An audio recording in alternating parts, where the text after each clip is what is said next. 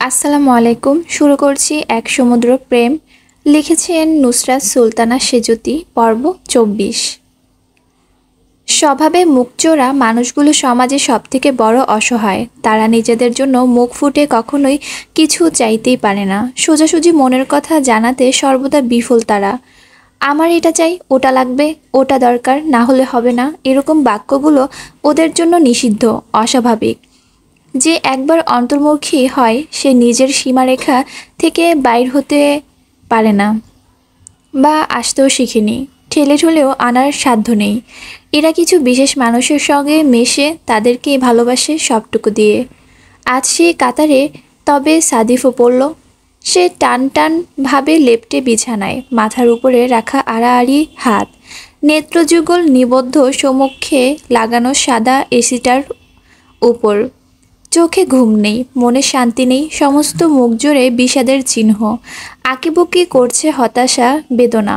এক জীবনে অনেক কিছু পেয়েছে সে। পাওয়ার খাতা ভর্তি ছিল, আদর, স্নেহে, আহ্লাদে, ভালোবাসায়। এতদিন অবধি জীবন নিয়ে ছিল যথেষ্ট ঋষিত। কি পায়নি? স্কুল কলেজে ভালো রেজাল্ট করেছে, নিজের পেশন ফলো করে হয়েছে সাকসেসফুল। ভালো ছাত্র ও আদর্শ ছেলের ব্যাকরণ মানা লক্ষ্মীমন্ত ছেলে সে। যতটা ভালো হলে পাড়ার মহিলারা তাদের মেয়ের জামাই করতে বিলম্ব ব্যতীত ভাববেন, ঠিক অতটাই। আত্মীয় স্বজন সকলের চোখের মণি সে। দেখতে সুদর্শন, আবার লেখাপড়ায় ভালো। ইউনিভার্সিটির ডিপার্টমেন্ট বেশিরভাগ মেয়ে তার প্রতি দুর্বল ছিল। যেচে পড়ে আসতে, আলাপ করতে। কত মেয়ের প্রেমের প্রস্তাব নাকচ করেছে অবলীলায়। তাদের ব্যথিত চোখ মুখ দেখে একটিবারও মায়া করেনি। হত্যে হত্যে দিয়ে পড়ে থেকেছে কেউ কেউ।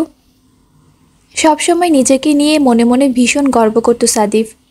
বাড়িময় বাপ চাচারা যখন ধূসরের কর্মকাণ্ডে বিরক্ত হয়ে তাকে গালমন্দ করতেন, পাল্টা মুখরিত হতেন ওর প্রশংসায়।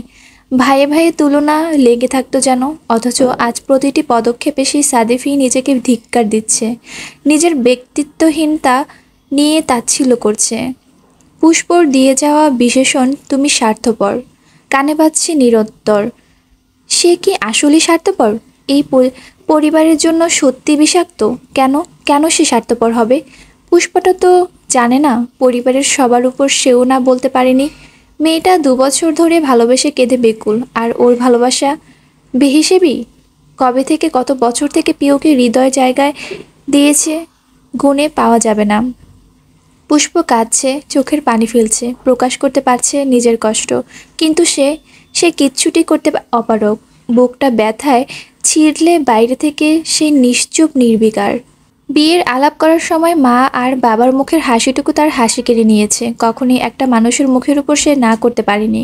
কাউকে না বলার ক্ষমতা নেই ওর। কেন যেন ওরে পেরে উঠে না। বলতে চায়, খুব করে চায়, অথচ শক্তিতে কুলোয় না। এই দোষ কি ওর?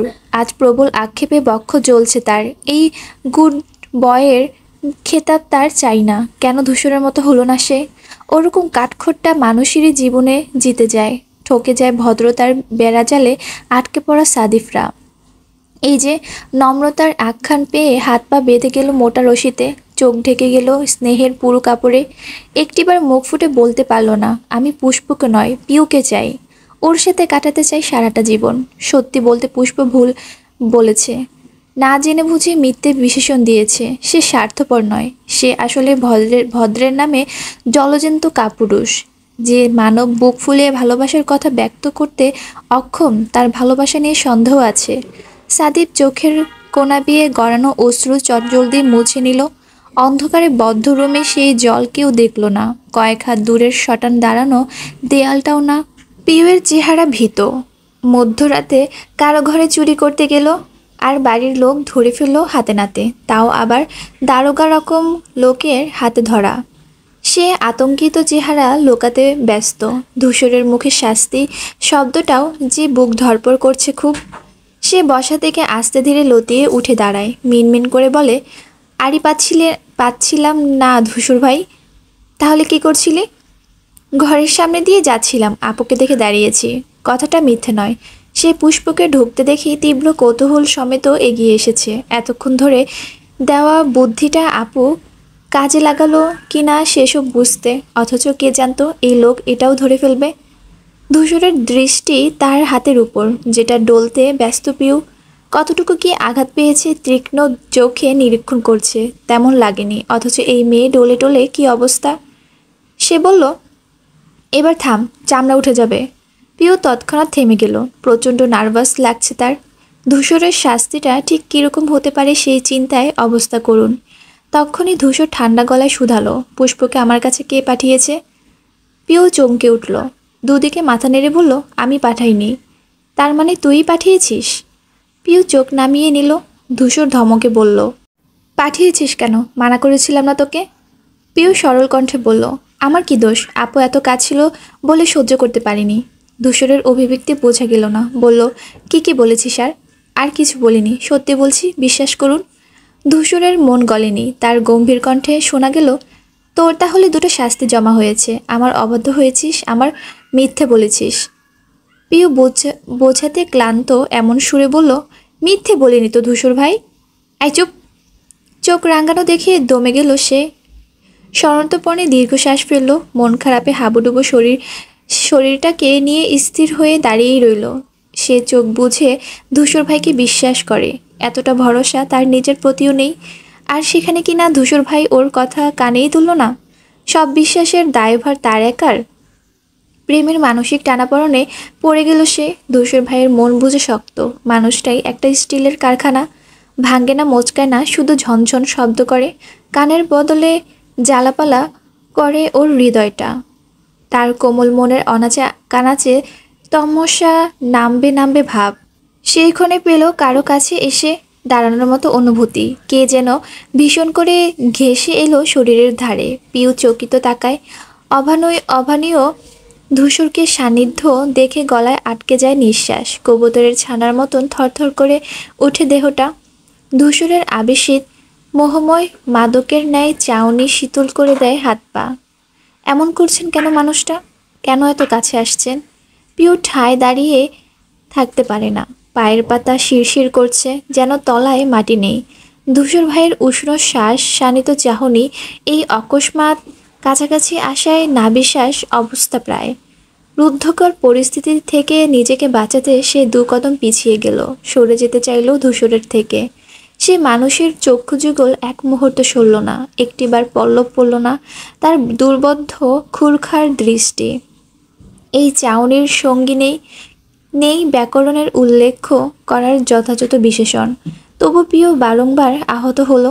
ভয়াভয় পর্যায়ে বক্ষ কাপল তার। সে অলস গতিতে পেছনে যেতেই পিঠ গিয়ে দেয়ালে ঠেকল। একটা নির্দিষ্ট গণ্ডির মধ্যে বন্দী হয়ে কেঁপে ওঠে। ধূসরের চোখ দুটোর আজ লুকোচুরি নেই, সরাসরি সোজাসাপটা নিক্ষিপ্ত। পিউর প্রশ্নবিদ্ধ আঁখি জোড়ায়। পিউ দূরত্ব বাড়ানোর প্রয়াস সফল হলো না। ধূসর আরও ঘেঁষে দাঁড়ালো কাছে। মেয়েটার মাথার উপর দিয়ে দেয়ালে ঠেসে দিল এক হাত। অদ্ভুত পুরুষালী গন্ধে রুমকুম পর্যন্ত ঝাঁকুনি তুলল তার। গোটা দেহে অনিদ্রিণ খেলে গেল অনুভূতির ঢেউ। মন মস্তিষ্ক ফুঁড়ে বেরিয়ে গেল আয়ত্তের বাইরে। এই সুগন্ধে চোখ বুঝে আসতে চায়, বুঁদ হয়ে ভেসে যেতে চায় শূন্য আকাশে। পরপর কানে লাগে একটি ভরাট শীতল ফিসফিসে কণ্ঠ, মাঝে মাঝে তোকে খুব কঠিন শাস্তি দেওয়ার ইচ্ছে হয় পিউ। বাধ্য হয়ে আটকে রাখি, বুঝিয়ে শুনিয়ে থামিয়ে দিই। নিজের ইচ্ছে বিরুদ্ধে যাওয়া কত কষ্টের তুই জানিস? পিউ ফ্যালফ্যাল চোখে চেয়ে প্রশ্ন ছুড়ল, আমি কি করেছি ধূসর ভাই? ধূসর নিঃশব্দে কিছুক্ষণ তাকিয়ে রয়। এই মেয়ের এইরকম শত শত বোকা বোকা প্রশ্ন, বোকা বোকা চাউনি তার ভেতর কি মাত্রাধিক তোলপাড় চালায় কেউ জানে? তার তপ্ত শ্বাস ছুঁয়ে গেল পিওর মুখমণ্ডল। সে তীর্যক হেসে নিচু কণ্ঠে জানালো, এত বাজে কিছু করেছিস যার কোনো ক্ষমা নেই। তারপর কয়েক সেকেন্ড চোখ অবিচল রইল তার। এক চুল অনড় হলো না।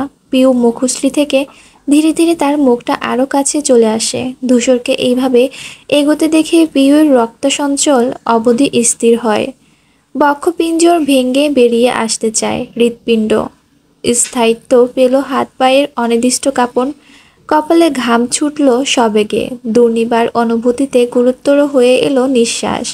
ধূসর পিউয়ের করুণ অবস্থা বুঝল কিনা কে জানে। তার লম্বা দেহ ঝুঁকে গেল। অশ্লীল প্রশ্বাস ছিটকে ফেলল পিউয়ের ঘাড়। আবেগের তাড়াহুড়োতে অচিরেই দুর্বল দেহটা পিউ ছেড়ে দিল দেয়ালে। জোর করে চেষ্টা করলো ঠিকই, ওই অক্ষিপণ বরাবর চেয়ে থাকতে। আস্তে ধীরে পরিবর্তিত হলো তার অভিপ্রায়। হারিয়ে ফেলল নিজেকে। 3টি বছর ধরে হৃদয়ের 4টে অলিন্দে বয়ে বেড়ানো মানুষটার প্রতি এক সমুদ্র প্রেম বেরিয়ে এলো ডাগর ডাগর চাহনিতে। মোহিত ভঙ্গিতে চেয়ে রইল সে। ধূসর ভাই এত কাছাকাছি এলে তার কিছু একটা হয়ে যায়। কেমন কেমন লাগে যেন, বুকের মধ্যে কেউ ঢোল বাজিয়ে নাচে। হৃদযন্ত্র ধকধক করে। সে নীরব লোচন ধূসরের সমগ্র চেহারায় বোলালো। মাঝে মধ্যে ভীষণ রকম ইচ্ছে হয় ধূসরকে একটা সাদা কাচের বোতলে পুরে ফেলতে। সেই বোতলটা জীবন ভর সয়ত্তে বুকের সাথে চেপে রাখবে সে। ওই আলিফ লায়লা জিনদের মতো মাঝে মাঝে বের করবে, আশ মিটিয়ে দেখবে, আর প্রাণ ভরে চুমু খাবে। এরপর এরকম হলে কি দারুণ হতো না? পর মুহূর্তে চটক কাটল তার। নির্লজ্জের মতো চুমোর কথা ভাবতেই লজ্জায় নুয়ে গেল। প্রেমে পড়ে সে ভাষাহীন বেহায়া হয়ে যাচ্ছে। কোথায় কথায় লজ্জাবিত বৃক্ষের ন্যায় গুটিয়ে রবে টানা। সে মাথা নামিয়ে কুষ্ঠা ঢাকতে ব্যস্ত যখন আচমকা ধূসর ফু দিল মুখবিবরে। সমস্ত গাত্র শিউরে উঠল তার। চিনচিনে শিরশিরিনিতে ভরে গেল। বসন্তের হাওয়ার মতো দুলে উঠল শীর্ণ দেহখানি। এই অল্প ছোঁয়া, ক্ষণক হাওয়া, এইটুকু সময় আগুন ব্যতীত তাকে পুড়িয়ে দিল। ধূসর কণ্ঠ খাদে নামিয়ে শুধালো, তুই এরকম কেন প্রিয়? কারোর নিবারণের বেড়ি ভাঙতে কেন এত উঠে পড়ে লেগেছিস? দিনকে দিন তোর নিপুণ দক্ষতা কারো অমোঘ বানিয়ে নাড়িয়ে দিচ্ছে। এরপর সে একটা বড়সড় অন্যায় ঘটিয়ে ফেললে অপরাধী কে হবে? সে না তুই? 2 সেকেন্ড অবাক চোখে চেয়ে রইল পিউ।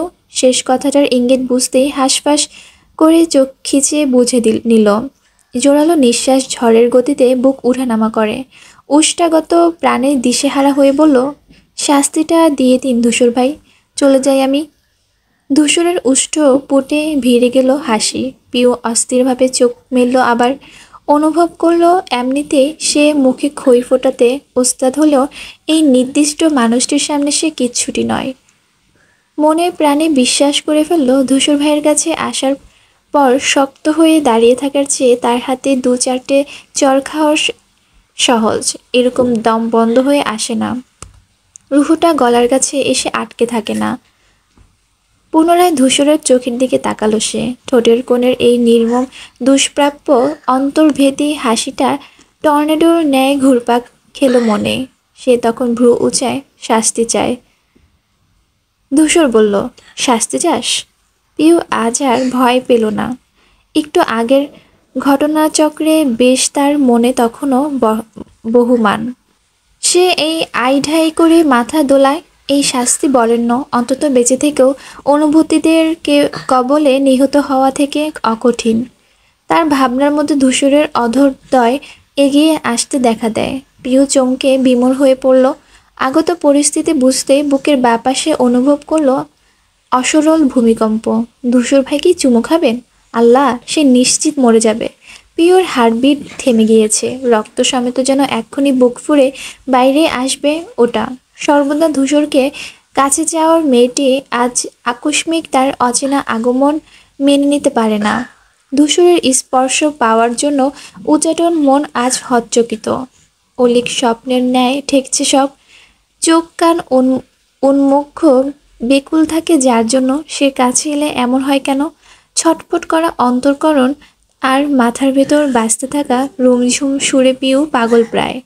এমন মিহি মিধুর ভয়ঙ্কর যন্ত্রণা বোধহয় ভালোবাসাই হয়। ধূসরের ইস্পাত প্রশস্ত বক্ষে পরপর মৃদু ধাক্কা দিয়ে সরিয়ে দিল। ধূসর স্বেচ্ছায় সরেছে, তার ধাক্কায় না। ওই বলিষ্ঠ মানুষটিকে নড়ানোর সাধ্যি সপ্তদোষীর নেই। পিউ লজ্জায় সহস্র হাত নিচু হয়ে রইল। তারপর নিভু নিভু চোখ তুলে তাকালো ধূসরের উদ্বেগশূন্য নিরেট চিবুকের পানে। মানুষটার স্বল্প ঈষৎ মিটিমিটি হাসিটা বুকের গোপন কুঠুরির সবটা এলোমেলো করে দিল। বেসামাল হওয়া আগে মুচকে হেসে এক ছুটে ঘর ছেড়ে বেরিয়ে গেল সে। ধূসর সেদিকে তাকিয়ে ঘাড় ডলতে লাগলো হাত দিয়ে।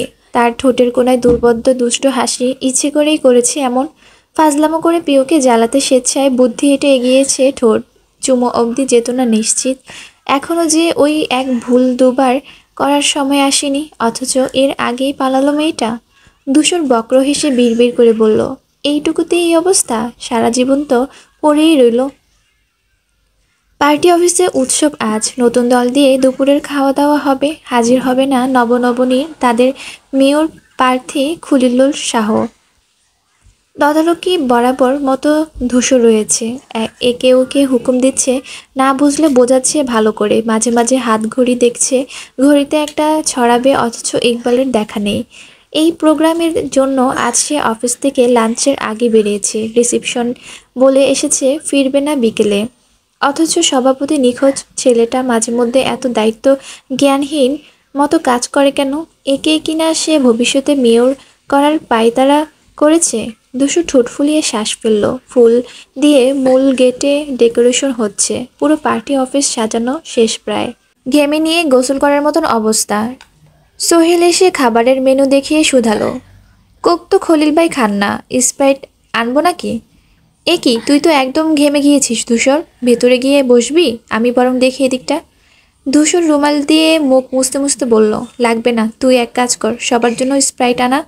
ওনার একার জন্য আলাদা করে আনলে খারাপ দেখায়। আচ্ছা ঠিক আছে। সোহেল চলে গেল। তারও অনেকটা সময় পর দৃশ্যমান হলো ইকবালের সাদা গাড়িটা। ধূসর অমনি চোখ মুখ পাথরে ন্যায় শক্ত করলো। বোধহীন ছেলেটার উপর মেজাজ দারুণভাবে চটেছে আজ। তাকে কঠিন কিছু কথা শোনানোর উদ্দেশ্যে গটগটিয়ে হেঁটে গেল। ইকবাল গাড়ি থেকে নামলো। দরজা আটকে ঘুরতেই ধূসরের সামনে পড়ল। তড়িৎ তোর তড়ি তড়িতে তার পত্য চিবুক মসৃণ হলো। কড়া কথা শোনাতে চাওয়ার ইচ্ছে হুড়হুড় করে উবে গেল। ইকবালের অবিন্যস্ত মুখমণ্ডল থামিয়ে দিয়েছে।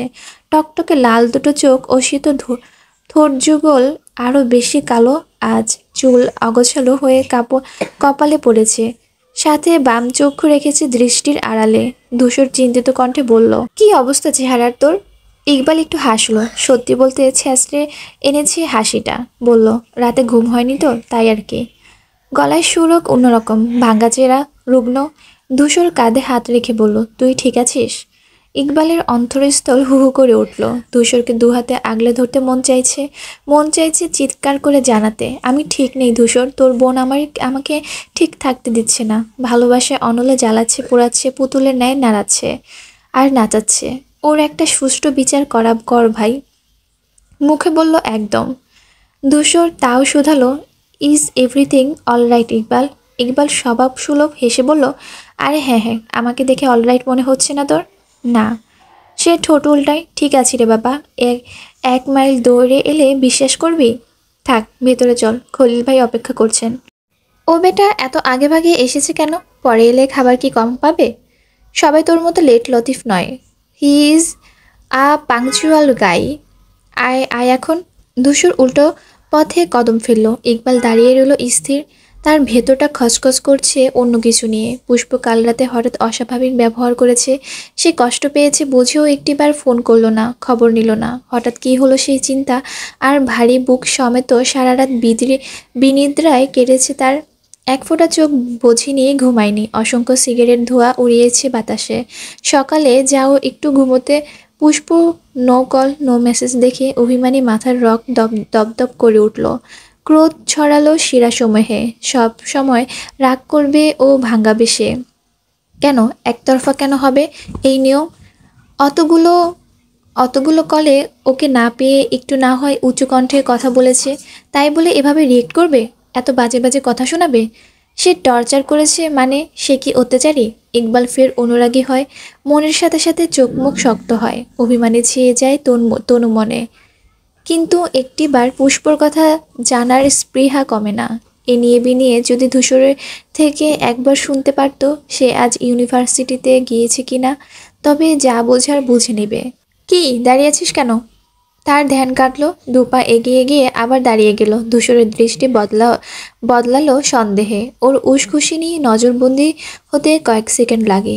ইকবাল জিভে ক্রিঞ্জবর্ণ ঠোঁট ভিজিয়ে বলল, মানে বলছিলাম যে বাড়ির সবাই কেমন আছে? ধূসর একটু অবাক হলো না, এমন ভঙ্গিতে বলল, ভালো। পিউয়ের পরীক্ষা কেমন হচ্ছে?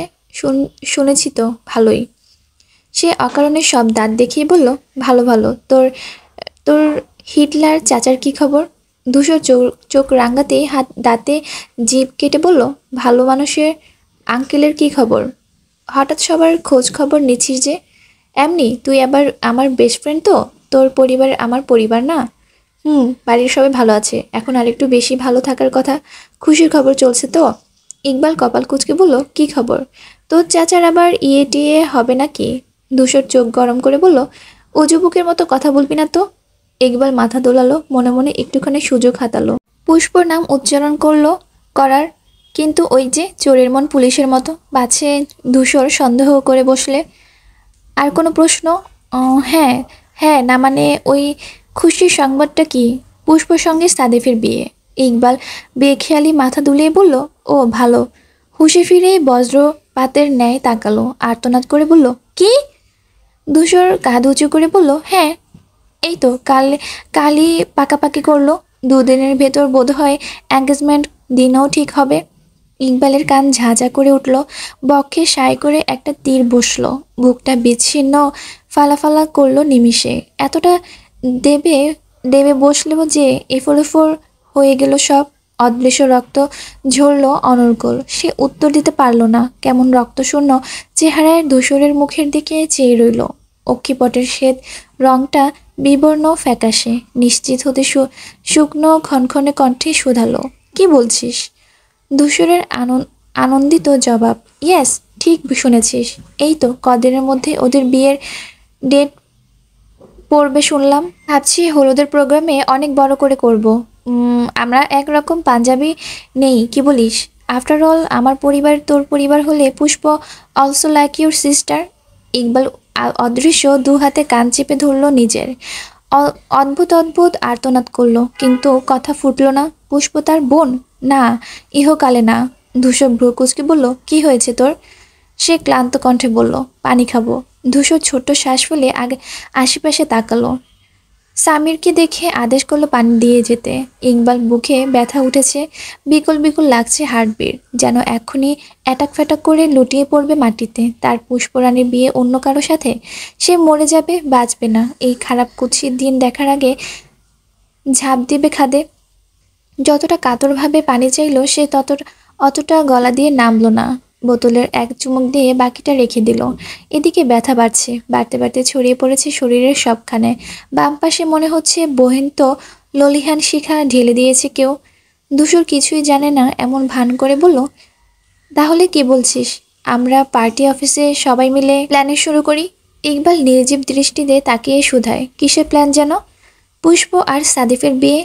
শিকদার ধূসর মাহাতাবের ভাই বোনের বিয়ে ধুমধাম করে হবে, বুঝতেই পেরেছিস? ইকবাল মুখ তেতো হয়ে গেল, তিক্ততায় গলা কাজটা ফ্যাসফেসে, ঢোক গিলতেও যেন নরকীয় কষ্টে। ধূসরের খুশিতে প্রথমবার তার বিতৃষ্ণা হলো, রাগ হলো, চোখ ঠেলে বেরিয়ে আসতে চাইলো চকচকে অশ্রু। গুমড়ে গুমড়ে কথা চেপে রাখার এত যন্ত্রণা। এই জন্য কি পুষ্প কাল অমন করেছিল? বাড়ির সবার রাগ ক্ষোভ ওর উপর ঢেলেছে। ইকবালের বক্ষ যাতনা অস্থির ভঙ্গিতে বৃহৎ হচ্ছে। চট করে বুকের বাম পাশে চেপে ধরে বসে পড়ল পার্টি অফিসের সদর সিঁড়িতে। ধূসর ধরপড় করে ধরে বলল, কি হলো তোর? ইকবাল সত্যিটা বলতে অক্ষম। বুক ডলতে ডলতে জবাব দিল, এমনি বুকে ব্যথা করছে একটু। গ্যাস্ট্রিকের বোধ হয়, খাসনি সকালে? ওষুধ আনবো, খাবি? ইকবাল অসহায় চোখে তাকালো, তারপর ফেলল দীর্ঘশ্বাস। সে কি করে বোঝাবে এই ব্যথা কিসের? এক সৎ প্রেমিক পুরুষের প্রেমিকা হারানোর পীড়া দুনিয়ার কোনো ঔষধ সারানোর যোগ্যতা রাখে না। প্রেমের মামলায় বুকটা আসামি। প্রেমিক কাঠগড়ায় দাঁড়ালেও উকিল হয় না কেউ। মাঝখানে থেকে বিনা দোষে হৃদয় শাস্তি পায়। ফাঁসি হয় প্রেম, ভালোবাসা আর মহব্বতের। এই নিদারুণ খেলায় আজ থেকে ভাগ্য খেলোয়াড়, আর সে ছুটে চলা খেলোয়াড়দের পায়ে নিষ্ঠুরভাবে ঠেলতে থাকা গোলাকার ফুটবল। ইকবাল দুঃসহ ভঙ্গিতে ছটফট করছে, প্লেটে হাত চলে না, গলা দিয়ে খাবার নামে না। তার বেসামাল বেগতিক অবস্থা, অথচ বাকি সবাই হৈ হৈ করে খাচ্ছে। আলাপ আলোচনায় জমে গিয়েছে পার্টি অফিস। 6টা লম্বা টেবিল পেতে দুই দিকে চেয়ার বসানো, এক এক টেবিলে 10 জন করে বসেছে। ধূসর, ইকবাল, খলিল সবাই একই টেবিলে। ইকবালের অস্থির অবস্থা আর চোখে তীক্ষ্ণভাবে দেখছে ধূসর। শেষে জিজ্ঞেস করলো, খাচ্ছিস না কেন? ইকবাল নড়ে চড়ে উঠল একটু। কই, খাচ্ছি তো। সোহেল বলল, খাবারটা মজা না?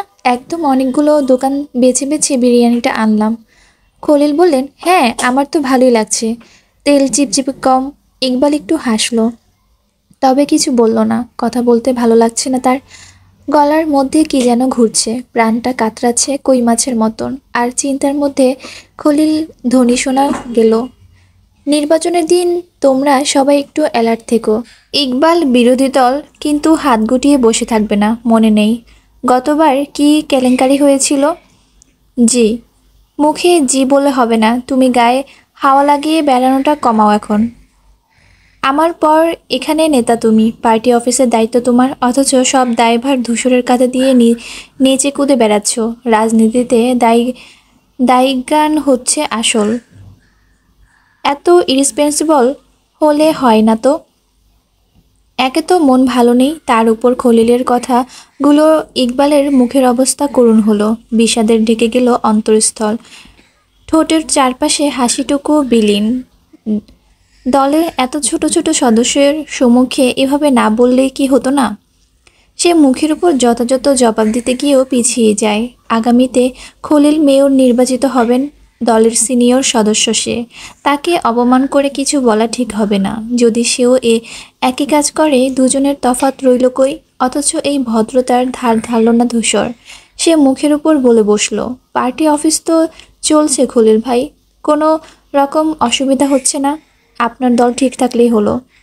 খলিল হাসার চেষ্টা করে বলল, তোমার বেশি প্রেশার পড়েছে বলেই বললাম ধূসর, যার যা দায়িত্ব। আমার প্রেশার পড়েছে আমি বলিনি, আপনি অহেতুক বাড়িয়ে ভাবছেন। ইকবাল দরকারের সময় থাকলেই হচ্ছে, এছাড়া ও গায়ে বাতাস লাগাক বা না লাগাক আমাদের কারোরই দেখার বিষয় নয়। শীতল যুক্তি আর অপমানের তোড়ে খলিলের মুখমণ্ডল থমথমে হয়ে আসে, তবুও তর্কে গেল না। চোখ নামিয়ে এক মনে হাত চালালো ভাতের থালায়। ধূসর আর ইকবালের মাখো মাখো সম্পর্ক একদম পছন্দ না তার।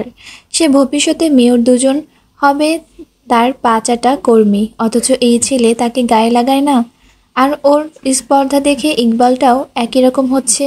তার রেগেমেগে উঠে যেতে মন চায়, পরক্ষণে রাজনৈতিক কৌশলে নিজেকে শান্ত করে। ইকবাল আপ্লুত চোখে বন্ধুর দিকে চেয়ে থাকলো, সেই চোখ জ্বলে উঠল পরপর।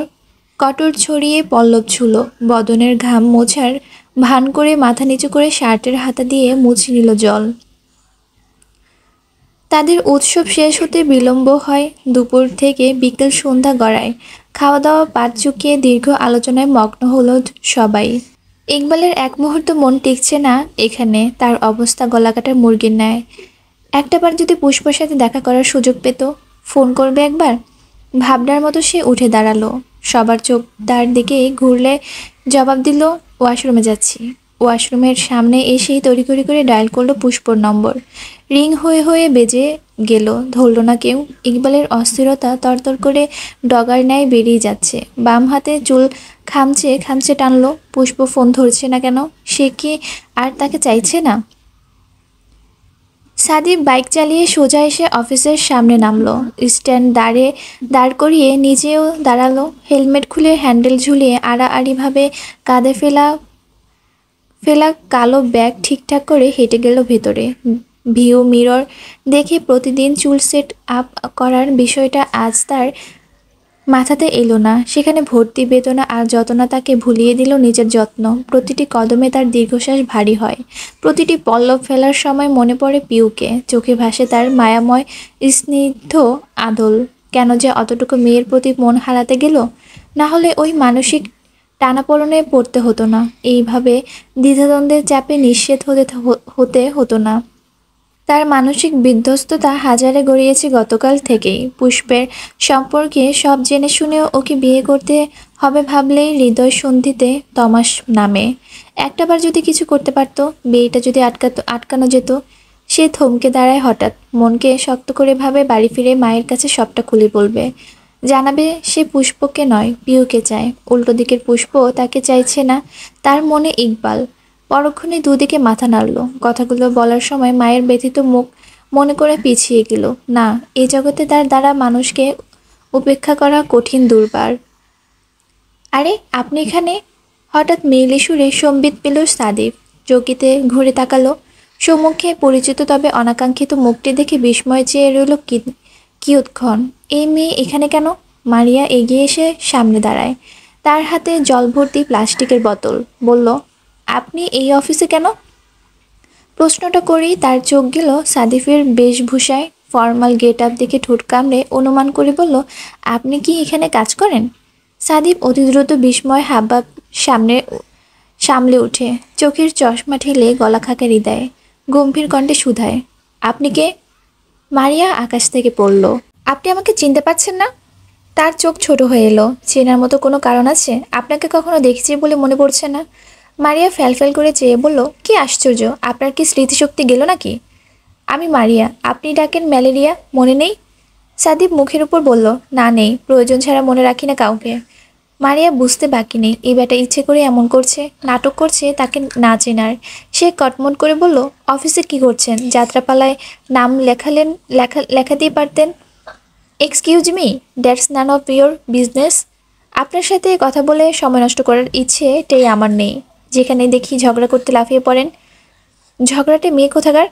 মারিয়া পুরোটা শুনল। চেতে টেতে একাকার হওয়ার কথা ছিল, অথচ আঙ্গুল তুলে উচ্ছ্বসিত কণ্ঠে বলল, এই তো চিনতে পেরেছেন, তার মানে সত্যিই নাটক করছিলেন আপনি?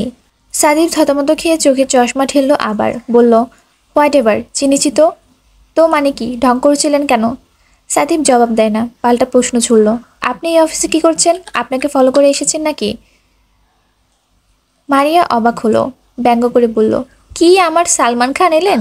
ওনাকে ফলো করে আসতে হবে? আমি এই অফিসে চাকরি পেয়েছি, আজ থেকে আমার জয়নিং।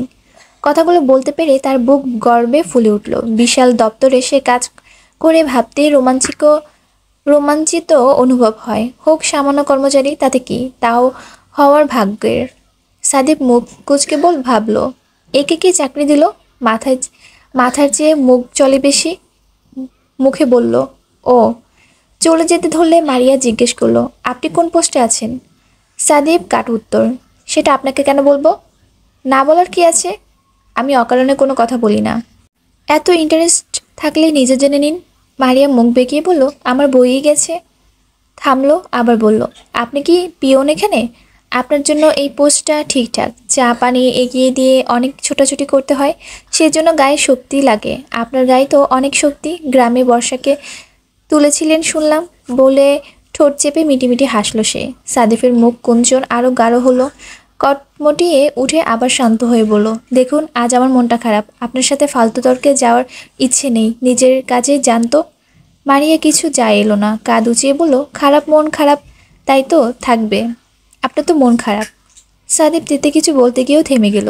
অফিসের চারপাশে চোখ বুলিয়ে আস্তে করে বলল, আপনি আসলে একটা জাতা মেয়ে, কোনোদিন শুধরাবেন না তো?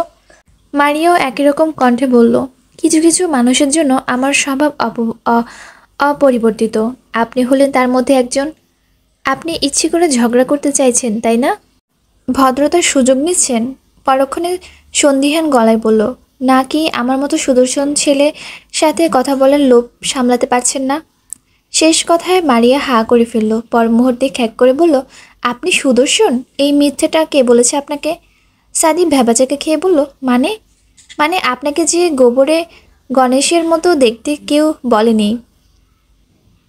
আমাকে গোবর গণেশ মতো দেখতে? গোবরের চিত্র চোখে ভাসতেই তার পা গলিয়ে এলো। মারিয়া স্পষ্ট বলল, আমার মনে হয় আপনি দুঃখ পাবেন বলে কেউ বলেনি। সমস্যা নেই, বড় হয়েছেন, এখন সব বুঝবেন। আমি আপনাকে প্রথমবার সত্যিটা বলেছি শুনুন। আপনাকে দেখতে কিছুটা বিদেশি মুরগির মতো, যাকে আমরা বলি ফার্মের মুরগি। আপনার গায়ের রং ঠিক ওই রকমই, ক্যাটকেটে সাদা। দেখলে মনে হয় ফ্লোরে চুল ঢেলে দিয়েছে কেউ। আপনার সাথে ফার্মের মুরগির তফাৎ হলো, ও এক পা হেঁটে দু পা ঝিমায়, আর আপনি একটা জায়গায় 10টা কথা বলেন। সাদিব হতবাক হয়ে চেয়ে রইল। এক্ষুনি এই মেয়ের গলা টিপে ধরতে মন চাচ্ছে, কিংবা এক থাপ্পড়ে রুটি বানিয়ে ফেলতে পারলে শান্তি পেত। একে মাথা ঠিক নেই, দুয়ে অফিস, এখানে তার রেপুটেশন আলাদা বলে চুপচাপ হজম করলো সবটা। উল্টো পথে গটগটিয়ে হেঁটে গেল। নির্ভেজাল উপেক্ষা দেখে মারিয়া বিভ্রান্ত হয়ে বলল, কিছু বলল না কেন? সে ঘাড় চুলকে এসে নিজের জায়গায় বসল। পানির বোতল টেবিলে রেখে আশেপাশে সব জায়গায় চোখ বোলালো। বোকার রাজ্যে বসবাস করা নারী ভেবে নিয়েছে সাদিফ এই ডেস্কের কোথাও থাকবে। সেই মোতাবেক খুঁজে খুঁজে ক্ষান্ত হলো। না পেয়ে তার জিজ্ঞাসু লিশপা হুড় করে বাড়ে। মিহিকণ্ঠে ভাইয়া শুনুন বলে পাশের ডেস্কের ছেলেটিকে ডাকলো। অফিসে এসে এর সাথে আলাপ হয়েছে তার। ছেলেটি তাকালে শুধালো, সাদিফ নামে কাউকে চেনেন? যার সাথে এতটা কথা বলেছেন ওনার নামই সাদিফ। মারিয়া খুশি হয়ে গেল, এর মানে ছেলেটি চেনে। সে আগ্রহ ভরে শুধালো, উনি এখানে কোন পোস্টে? ম্যানেজার। ম্যানেজার শুনেই মারিয়ার চোখ তালুতে উঠে। খুশির দফারফ মুখটা চুপসে গেল অমনি। সে তো এখানে সামান্য একটা পোস্ট চাকরি পেয়েছে, মাসে মাত্র 14,000 টাকা বেতন। সাদিফ ম্যানেজার? এই লোকটা তো তাকে দেখতেই পারে না। এখন কি এর আন্ডারেই থাকতে হবে? হায় হায়, সে মনে মনে আক্ষেপে শেষ। ঘুরে ফিরে এখানে চাকরি জুটল। দুদিকে ব্যস্ত মাথা নেড়ে বলল, আর ঝগড়া করা যাবে না। এখন রাত, ভীষণ অন্ধকারে ঢাকা মেঘশূন্য আকাশ। ঘড়িতে 9টার বেশি বাজে। ইকবাল চোরের মতো লুকিয়ে আছে একটা বড় গাছের আড়ালে। রুদ্ধ শহরে তার শ্বাসও রুদ্ধকর। সামনে শিকদার বাড়ির বিশাল লোহার গেট। বাড়ির চারপাশে আলোতে ডুবেছে। এতবার ভেবেছিল সবাই ঘুমালে আসবে গভীর রাতে, কিন্তু মনের দিক বিদিক কাতরানোর কাছে হার মেনে আগেই হাজির হলো। ধূসর বাড়িতে নেই সে কনফার্ম, কারণ ওর আগে আগে সে ছুতো দিয়ে পার্টি অফিস থেকে ছুটে এসেছে এখানে। ফেরার পূর্বেই তার কাজ হয়ে যাবে নিশ্চয়ই। গেটের ধারে টুলে বসে ঘুমে ডুলছে দারোয়ান। একটু পরপর চটক কেটে ঠিকঠাক হচ্ছেন। আর ডিউটি 11টা অবধি, এরপর আরেকজন। এই জন্য এখনই ঘুম পাচ্ছে ভীষণ। আবার ঢলে পড়েছেন দেখে ইকবাল বিড়বিড় করে বলল, হয় ঘুমান, না হলে ভাগুন। দুইয়ের মধ্যে ঝুলে থাকা ভালো না। দারোয়ানের কানে কথাগুলো গেল না। হাঁটুর উপর লাঠির ভর রেখে সেও তখন ঘুমিয়ে টলছে। ইকবাল একবার তোষাতোর চোখে দ্বিতীয় তলার বারান্দার দিকে তাকালো। ঘরের আলো জ্বলছে, এখান থেকে স্পষ্ট দেখা যায়। এর মানে পুষ্প রুমি তাহলে ফোনটা কি করছে? কাছে নেই, তুলছে না কেন? কেনই বা কল ব্যাক করছে না? এইভাবে তার হৃদয় নিয়ে খেলার কোনো মানে হয়? পুষ্প ফোন হাতে নিয়ে ঠোঁট উল্টে বসে রইল। ভেতরে ভেতরে তার ছটফটানি কিছু কম হচ্ছে না।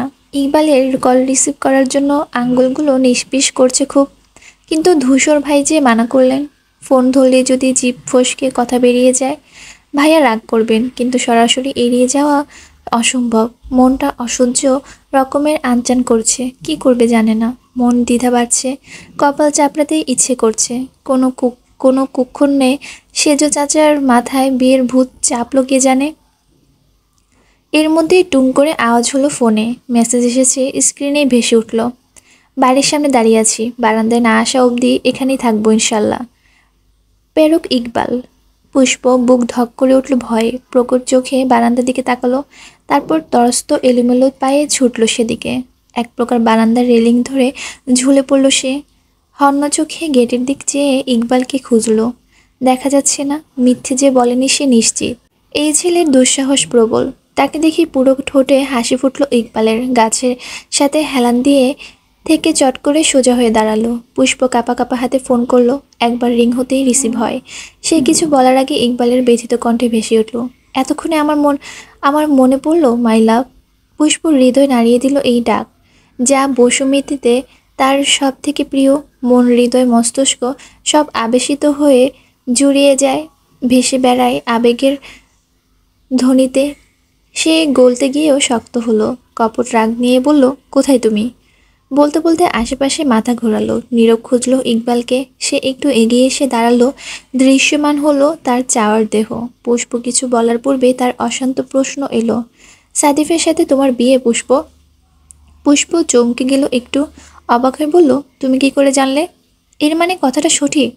ইকবালের আহত সুর। পুষ্প মিনমিন করে জানালো, কথাবার্তা চলছে।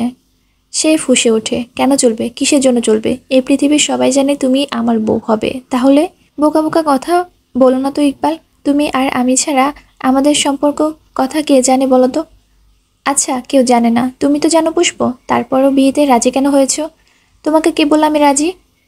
পিউ? ধূসর? পুষ্পর কপালের ভাঁজ মিলিয়ে গেল। ভাইয়া বললে কারণ ছাড়া বলেনি। ঠোঁট গোল করে বলল, ও আচ্ছা মানে তুমি সত্যি সাদিবকে বিয়ে করতে চাও? না চাওয়ার কি আছে? ভাইয়া বললে সাদিব ভাই ভালো ছেলে, তাছাড়া বিয়ের পর বাড়ি ছেড়েও যেতে হবে না। বলতে বলতে সে ঠোঁট চেপে হাসলো। ইকবাল বিস্মিত কণ্ঠে অবিশ্বাস ঢেলে বলল, কি? আর আমার ভালোবাসা আমি কি করব? বাড়ির সবাই মিলে ঠিক করলো ইকবাল, না বলে কি করে? ইকবাল উভ্রান্তের ন্যায় আওড়ালো, আর ইউ ক্রেজি? কি বলছো? নিজে জানো 2 বছর ধরে আমরা একে অপরকে ভালোবাসি। এই তো কতদিন আগে আমার হাত ছুঁয়ে কথা দিলে সারা জীবন পাশে থাকবে, হঠাৎ বদলে গেল কেন মাই লাভ? শেষ দিকে গলা ধরে এলো তার। পুষ্প মুখ কালো হয়ে যায়, মায়া হয়, এক্ষুনি জানিয়ে দিতে ইচ্ছে করে সত্যিটা। ধূসরের নিষেধ মনে করে বলল না। ইকবার আবার বলল, আমি অত শত জানি না। বউ হলে তুমি আমার হবে পুষ্প, না হলে কি করবে? ইকবাল দীর্ঘশ্বাস ফেলে বলল, মরে যাব। পুষ্প আতকে ওঠে, আর্তনাদ করে বলে, এসব বলছো কেন? তো কি শুনতে চাও? ভালোবাসলে আমাকে আর পরিবারের কথায় বিয়ে করবে সাদিফকে? দিন শেষে সব মেয়েই এক। মুহূর্তের মধ্যে পুষ্প নাকের পাটা ফুলে ওঠে। কটা মেয়েকে চেনো? তোমার মধ্যে দিয়ে 1000 মেয়েকে চিনলাম। পুষ্প দাঁত পিষে বিড়বিড় করলো, উজুবুক, ওনার জন্য আমি কেঁদে কেটে মরছি। সারাদিন পর রাতে দুটো দানা পড়েছে পেটে, আর সে আমাকে এখন এক কথা মেনে নিল আমি অন্য কাউকে বিয়ে করব? এই তার বিশ্বাস? কি চুপ করে আছো কেন? কি বলবো? এখন আমার সাথে কথা বলতেও খুঁজতে হচ্ছে পুষ্প? না, আসলে সাদিব ভাই ও কিছু কি দিচ্ছেন ঘরের ভিতরে। কিছু বলবেন হয়তো, শুনে আসবো। কথাটা ইচ্ছে করে রাগাতে বলেছে সে, সফলও হলো। ইকবাল তেলে বেগুনে জ্বলে উঠল। হারামজাদা, আমার বউয়ের ঘরে উকি ঝুঁকি মারবে কেন? কোন সাহসে? ওর উকি মারা চোখ আমি তুলে নেব। পুষ্প গম্ভীর হওয়ার ভান করে বলল, সে আমার হবু বর ইকবাল, তুমি তাকে এভাবে বলতে পারো না। ইকবাল দ্বিগুণ নিহত হয়ে ডাকলো, পুষ্প, পুষ্প, পুষ্প, করো না এরকম। এত ভালোবাসলে বাড়িতে এসে বাবার কাছে আমাকে চেয়ে নাও। আমি তো না বলিনি তোমাকে বিয়ে করব না। তাহলে হাত গুটিয়ে বসে আছো কেন? অহেতুক ফোনের বিল না উঠিয়ে কাজের কাজ কিছু করো। তোমার কি মনে হয় আমি এমনি হাত গুটিয়ে বসে আছি? হ্যাঁ, আজ যদি তুমি ধূসরের বোন না হতে তুলে আনতেও দুবার ভাবতাম না। বন্ধুত্ব আমার হাত পা বেঁধে দিল। ভাইয়া তো তোমার বন্ধু নয়তো হয়নি, ছোটবেলা থেকে তোমার বেস্ট ফ্রেন্ড। জেনে শুনেই তো আমার সাথে প্রেম করেছো। ইকবাল বিরোধিতা জানালো, ধীরস্থির কণ্ঠে বলল, প্রেম করা যায় না মাই লাভ, হয়ে যায়। মন দেওয়া যায় না, হারিয়ে যায়। হৃদয়টা থমকে থমকে দাঁড়ালো পুষ্পর। কাল বৈশাখীর ন্যায় তুফান বইল মনে। নীরবদ্রব্য হাওয়ার ভেতরটা দুলছে। পরক্ষণেই অনুমনীয় কণ্ঠে বলল, এইসব কাব্যিক কথায় গলছি না। প্রেম যখন করেছো বিয়ে করতে হবে না। না হলে বসে থাকো। তোমার সামনে দিয়ে আমি সাদিব ভাইকে বিয়ে করে চলে যাই। ও যাব কোথায়? আমাদের বাড়িতেই তো থাকবো। ইকবালের ভাষা ভাষা উদ্ভিন্দয়ে জ্বলছে, চিকচিক করছে অন্ধকারে। করুণ কণ্ঠে বলল, তুমি কি মজা করছো মাই লাভ? এমন মজা করো না যাতে ইকবালের নিঃশ্বাস আটকে আসে। পুষ্পর বুক কেঁপে উঠল। ইকবালের মিহি নিনাদ অন্তঃকরণ স্পর্শ করল নিদারুণভাবে। অনেক মজা হয়েছে। মানুষটার অনুভূতি নিয়ে জেনে বুঝিয়ে ঠাট্টা করা উচিত নয়। কষ্ট পাচ্ছে ও। সে নরম হলো, ভিজে গলায় বলতে গেল, আসলে। আচমকা কথা থেমে গেল তার।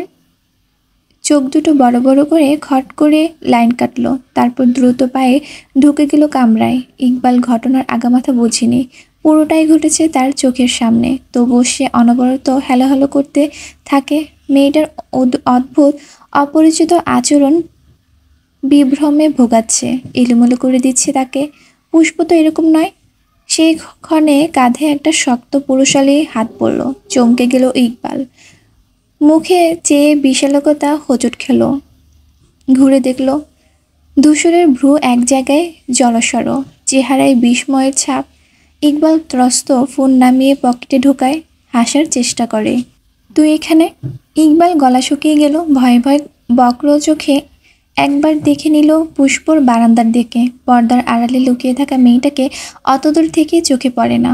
বাসায় যাওয়ার জন্য এত তাড়াহুড়ো করলি, বেরো হলি সবার আগে, তাহলে এখানে কেন? তার কণ্ঠে গাম্ভীর্য। ইকবাল ঢোক গিলল দুবার, ঠোঁটের আগায় যা পেল তাই বলল, তোকে খুঁজতে এসেছিলাম। পুনরায় হাসার ব্যর্থ চেষ্টা করল সে। ধূসরের চোখ মুখ শিথিল হলো না, ভ্রু নাচালো। আমাকে খুঁজতে? ইকবাল মাথা ঝাঁকালো। ধূসর বলল, ফোন করলেই হতো। সে আমতা আমতা করে বলল, হয়েছে কি, ফোনে ব্যালেন্স নেই, আবার বিকাশও ফাঁকা, তাই ওই। ধূসর মাঝপথে কলার ধরে টান মারল, চল চল। ইকবাল চকিতে বলল, কোথায়? ভেতরে। সে ধাক্কা খায়, চমকিত হয়ে বলে, ভেতরে কেন? গেলেই বুঝবি। তীব্র অনিচ্ছা আর প্রকাণ্ড কৌতূহল নিয়ে ধূসরের সঙ্গে পা মেলালো ইকবাল। যেতে যেতে বহুবার পুষ্পর বারান্দায় দেখল ধূসর তাকে সাথে নিচ্ছে না, যেন আসামি টানছে। সে চৌকাঠ পেরিয়ে ভেতরে ঢুকতে ঘাবড়ে গেল। বসার ঘরে আনিস আর সাদিফ ব্যতীত সবাই আছেন। এত মানুষকে একসাথে দেখে নার্ভাসনেসে হাত পা শীতল, শরীরটা কেমন থরথরে কাঁপছে। আমজাদের গায়ে কোট প্যান্ট টাই ঝুলছে গলায়। আফতাবও একই। আজমল শুধু পরে আছেন বাসার পোশাক। বাকি দুজন কিছুক্ষণ আগে অফিস থেকে ফিরেছেন। তাদের মধ্যে কিছু নিয়ে হৈ হুল্লো চলছে। একজন কণ্ঠ আলাদা করে মুশকিল, সকলের ঠোঁটেই চওড়া বিস্তৃত হাসি। পুষ্প ঘর থেকে উড়ে এলো প্রায়। ইকবালকে ভেতরে ঢুকতে দেখে তার কলিজা দাপড়াচ্ছে। আমজাদ বললেন, তাহলে তোমরা টেবিলে খাবারের বন্দোবস্ত করো, আমরা ফ্রেশ হয়ে আসি মিনা। আচ্ছা যাও। আমজাদ উঠতে যাবেন, এর আগেই ধূসর বলল, একটু পরে যান বড় আব্বু। সকলের কথাবার্তা স্থগিত হলো তার আওয়াজ পেয়ে। আমজাদ থামলেন, তবে ইকবালকে দেখেই তৎপরত মুখ বিকৃত হলো তার। অথচ গৃহিণীরা গদগদ হয়ে গেলেন। মিনা বেগম দুপা এগিয়ে বললেন, ওমা ইকবাল, কতদিন পর এলে, এসো এসো। ইকবাল হাসলো আর চোখে পুষ্পকে দেখতে দেখতে এগুলো। আজমলের সাথে বহুদিন পর সাক্ষাৎ বিধায় দুজন কর্মন্দের সাথে একে অন্যকে জড়িয়ে ধরলো। আমজাদের একটুও পছন্দ হলো না এসব। মনে মনে আড়ালো, আদিক্ষেতা। পুষ্পর বুক টিপটিপ করছে। মিনা বেগম এত জোরে ইকবাল নাম উচ্চারণ করেছেন যে পিও ঘর অবধি পৌঁছে গেল। সে চটজলদি সোজা হয়ে বসলো। কি মনে করে হুলস্থুল বাঁধিয়ে দৌড়ে এলো সিঁড়ির কাছে। নিচে নামলো না, উপর দাঁড়িয়ে থাকলো। বাছে কেউ বলে ফেলে, পড়া রেখে এখানে কি? সবার আগে তার চোখ আটকিয়ে লম্বাদেহী প্রিয় মানুষটার উপর। ওই তো দাঁড়িয়ে আছেন। ইস, কেউ অমনি দাঁড়িয়ে থাকলেও এত ভাল লাগে দেখতে। ধূসরকে দেখেই চঞ্চল পিওর হৃদয় নয়ে আসে ফের। গতকালকের রাতের পর মানুষটার শতুনো চেহারায় দর্শন পেল এতক্ষণে। ভরে উঠতে পারেনি বিধায় দেখা হয়নি। সারাটা দিন সে ব্যস্ত, আর আরও ছিল পরীক্ষার হলে। অথচ অন্তরিন্দ্রেই আনাচে কানাচেও ধূসর নামের একটা জলজন্ত প্রদীপ শিখা চলেছে, বেরিয়েছে বহুবার। পিউ আস্তে ধীরে সিঁড়ি বেয়ে নামে। কাছে গিয়ে দাঁড়াতেই সে প্রশ্ন ছুড়ল, ভাইয়া, ইকবালকে এনেছেন কেন বলুন তো? তার চিন্তিত উদ্বিগ্ন প্রশ্ন। পিউ চোখ বড় বড় করল। ইকবাল ভাই এসেছেন নাকি? সে তল্লাশি চোখে সামনে তাকাতেই ইকবালকে দেখে স্বস্তিত হয়। অস্পষ্ট আওড়ায়, একই কাণ্ড!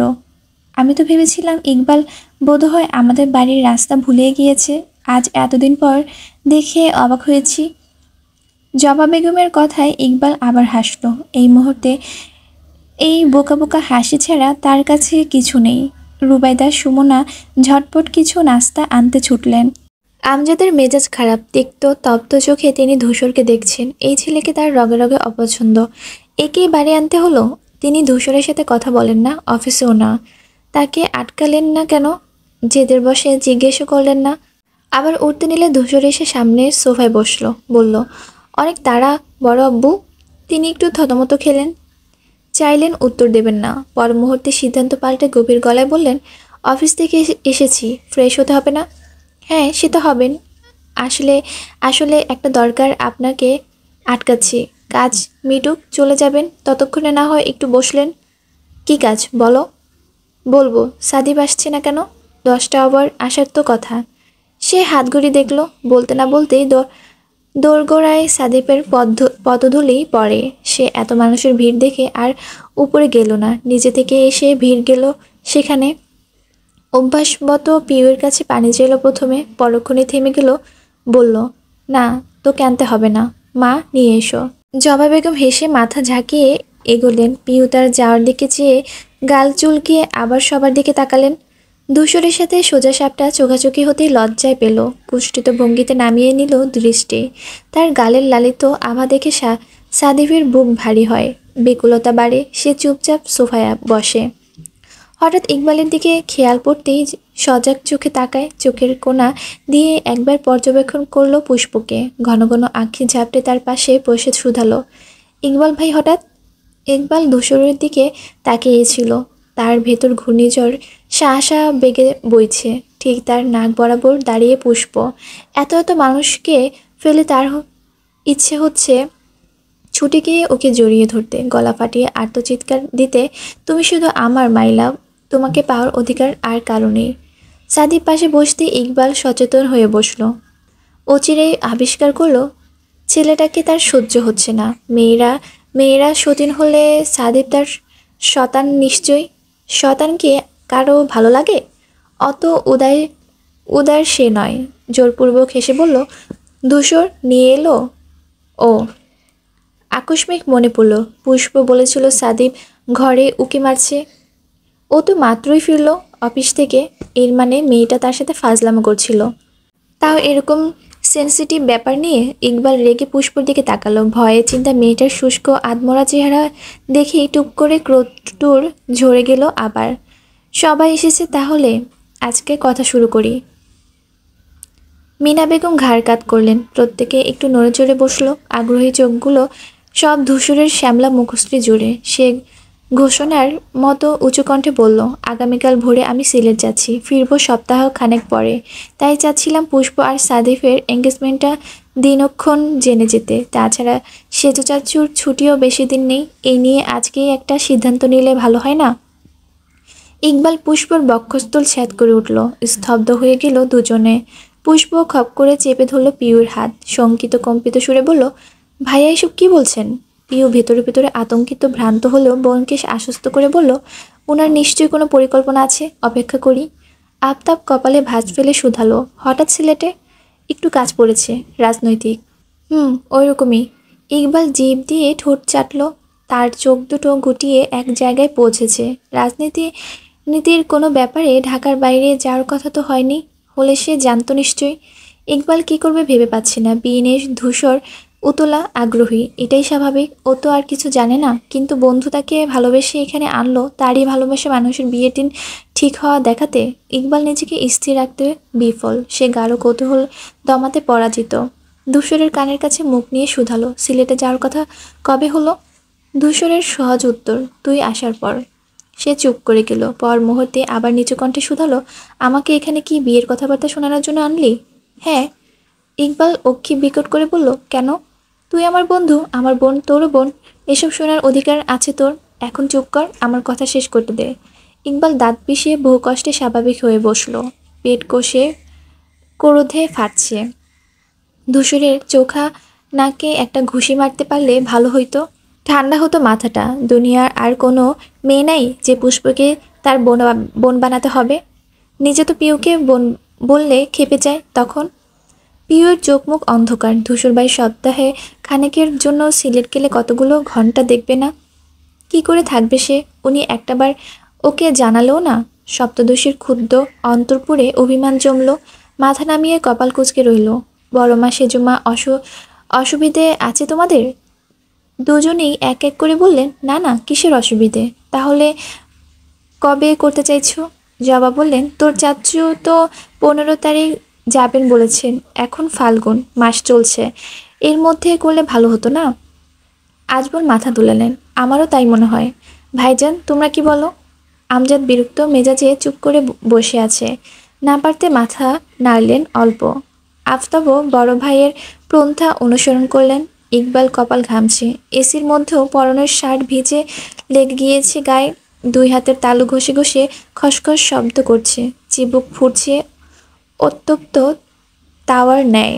পুষ্প, পিউ আর ধূসরকে বাদে বাকি সবাইকে গুলি করে খুলি উড়িয়ে দিতে মন চাইছে। ধূসর বলল, ভালো হলে ওই দিনই করো, সমস্যা নেই। ইকবাল নিস্তব্ধ হয়ে পড়ে, বৃহৎ নেত্রে ধূসরের দিকে চাইল। আর একটু সহ্য হলো না এসব, তার ধৈর্যের বেড়িগুলো গুঁড়ো হয়ে গিয়েছে। মাথার ভিতরে দাউ দাউ করে বহ্নিশিখা জ্বলছে। সে ছিটকে ওঠার মতো বসা থেকে দাঁড়িয়ে গেল। তার সুরে চিৎকার করে বলল, না, সমস্যা আছে, আলবাত সমস্যা আছে। পুষ্পর মাথা চক্কর কাটল ওকে দাঁড়াতে দেখে। পিওর হাতে দাঁড়িয়ে দিল নখ।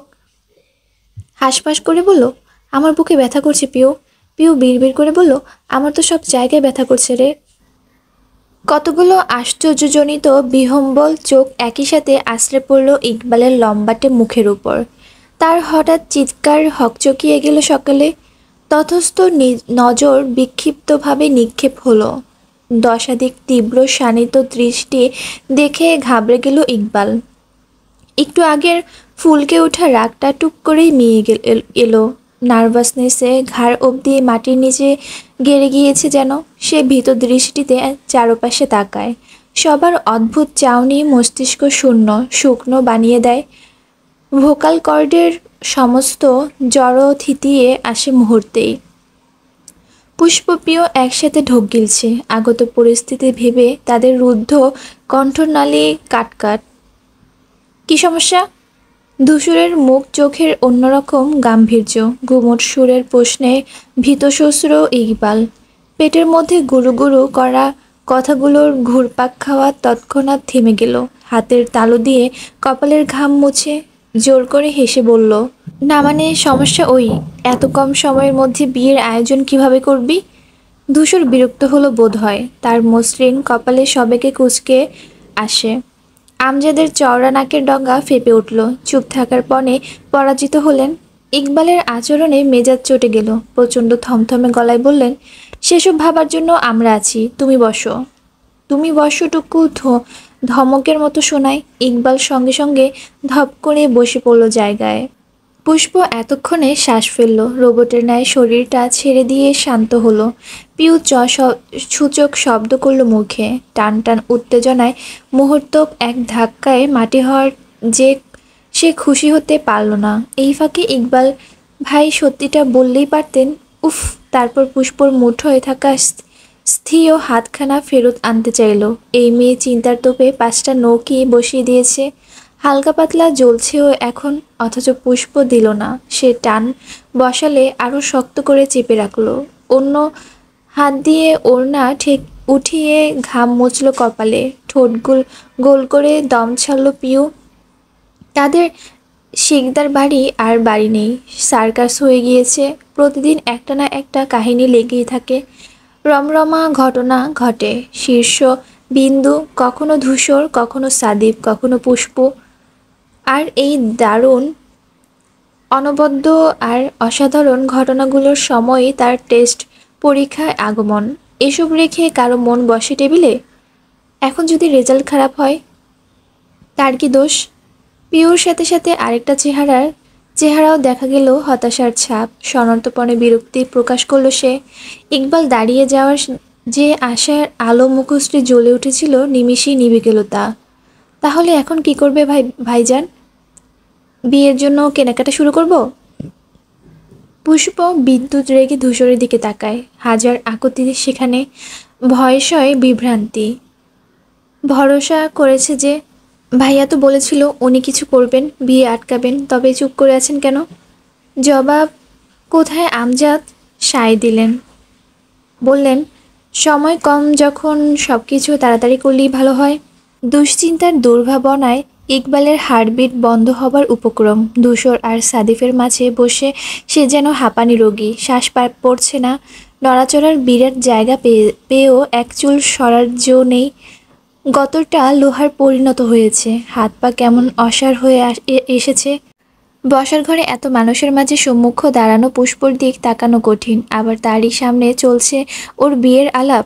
এইভাবে একই সাথে এতগুলো নিষ্ঠুর পরীক্ষায় কেন বসল সে? এই পরীক্ষায় পাশ মার্ক আদৌ আসবে? তার চিন্তার মাঝে ধূসরের আওয়াজ কানে লাগে।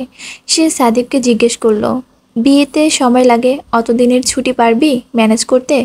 সুমনা তাল মেলালো। হ্যাঁ, অনেক দিনই লাগবে। আমরা কিন্তু সঙ্গীতও করব আপা। শিখদের বাড়ির প্রথম ছেলে মেয়ের বিয়ে, মনে রাখার মতন না হলে হয়? বড়দের ঠোঁটের কোণায় মৃদু হাসি দেখা গেল। সাদিব বিলম্বহীন নিরস উত্তর দিল, চেষ্টা করব। ইকবাল দাঁত কিরমির করল, দুপাশের চোয়াল মটমট করে উঠল। চোখের পাশের পেশিগুলো হবঙ্গুর। অদৃশ্যভাবে সাদিফের গালে এলোপাথারি থাপ্পড় বসালো সে। ওর ভদ্র কাটছাট দেওয়া চুলগুলো খামচে ধরে বলল, চেষ্টা করব? অন্যের প্রেমিকাকে বিয়ে করার মতো শখ? অফিস থেকে ছুটি নিবি? নিয়ে আছি, দাঁড়া। তারপর সাদিফের মাথাটা সেন্টার টেবিলে ঠুকে দিল ইকবাল। সাদিফ আ বলে চিৎকার করতেই ধ্যান ছুটে গেল তার। ভরকে গেল। নিজের কল্পনায় নিজেই ঘাম ছুটল। সে সতর্ক চোখা চাউনিতে একবার পাশে তাকায়। সাদিফ সুস্থ সবলভাবেই বসে আছে দেখে স্বস্তির শ্বাস ফেলল। পর মুহূর্তে আক্ষেপ হলো, কল্পনাটা সত্যি হলে ভালো হতো না? তার হাতের পঞ্চ আঙ্গুলি শিরশির করছে, ইচ্ছে করছে চড়িয়ে সাদিবকে কানা বানিয়ে দিতে, যাতে এই ছেলে বিয়ের আগ্রহ, ইচ্ছে, রুচি সব আজন্ম মিটে যায়। বিয়ের শুনলো লেজ তুলে টেকনাফ থেকে তেঁতুলিয়া পালায়। তাহলে এই শুক্রবার আংটি বদল করলে কেমন হয়? ইকবালের বুক ধক করে উঠল। আজ সোমবার, এর মানে তো আর 4 দিন। তার পুষ্পরাণীর অনামিকার আংটি পরাবে অন্য কেউ, দলিল করে নিয়ে যাবে ওরই সামনে থেকে। ইকবালের মানসপটে সত্যি সেই দৃশ্য হানা দিল। ঘরভর্তি মানুষের মধ্যে সাদিব পুষ্পর আঙ্গুলে আংটি পরাচ্ছে। সে আবার খুয়ে বসলো ধ্যান জ্ঞান। একই রকম ছিটকে দাঁড়ালো ফের। চেঁচিয়ে বলল, না, কি আবোল তাবোল বলছেন? মিনা বেগম ভ্যাবাচাকে খেলেন। হতভম্ব হয়ে বললেন, কেন বাবা, কি বললাম? ধূসর মহা বিরক্ত হয়ে হাত দিয়ে থুতনি ঘষল। ইকবাল পুনরায় মিয়ে আসে। সে দাঁড়াচ্ছে যতবার পুষ্পর হৃৎপিণ্ড ছলকে উঠেছে ততবার। সে খিটখিট করে বলল, এই লোককে কৃমি রোগের ধরেছেন মনে হয়, বারবার চিংড়ি মাছের মতো লাফাচ্ছে দেখ। প্রিয় দীর্ঘশ্বাস ফেলল। ইকবাল ভাই যে একটা জ্বলন্ত উনুনের উপর বসে আছেন দিব্য দৃষ্টিতে দেখতে পাচ্ছে সে। ওই জন্যই তো বারবার লাফিয়ে উঠছেন। তারও বা কী দোষ? আচ্ছা, আজ যদি ধূসর ভাইয়ের সামনে তার বিয়ের আলাপ হতো, তিনিও কি এমন করতেন? প্রিয় ধূসরের দিক তাকালো। তার তিতি বিরক্ত বিরক্তটা কি অতুলনীয় দেখতে! যাকে ভালো লাগে তার সব কিছু ভালো লাগে, তাই না? ধূসর ভাইয়ের দৃষ্টি কণ্ঠস্বর ছায়াটুকু তার অন্তরস্থলে ঝুমঝুম বর্ষা নামায়, হৃদয়ে ছড়ায় সূর্যকিরণ, রোমাঞ্চিকত করে মস্তিষ্কের প্রতিটি নিয়করণ। এই ওপার সীমাশূন্য মুগ্ধতা কোথায় রাখবে সে? বক্ষস্থলে যে আর জায়গা হচ্ছে না। আজ তো ধূসর ভাইটাকে রেখে এসে শান্তিতে বসতে পারে না, খেতে পারে না, ঘুমাতে পারে না। এই মানুষটাকে রেখে অন্য কাউকে বিয়ে, ইস, এ ভাবাও পাপ। কাউকে দরকার নেই, সে নিজেই নিজের প্রেম নিয়ে যথেষ্ট পসেসিভ। প্রেমের আগুনে স্বেচ্ছা ঝাঁপিয়ে পড়েছে যে। অন্তর্করণে প্রণয় বেরি তাকে অষ্টপ্রহর আষ্টপৃষ্ঠে জড়িয়ে রেখেছে। এই প্রেমে আটকানোর সাহস আছে কারো? এই যে অপ্রতিরোধ্য দুর্নিবার বেপরোয়া। আপুও তো প্রেম করেছে, তাহলে কেন যে চুপ করে আছে ও? ধূসর ভাইয়ের দিক হাঁ করে না থেকে নিজেও তো কিছু বলতে পারে।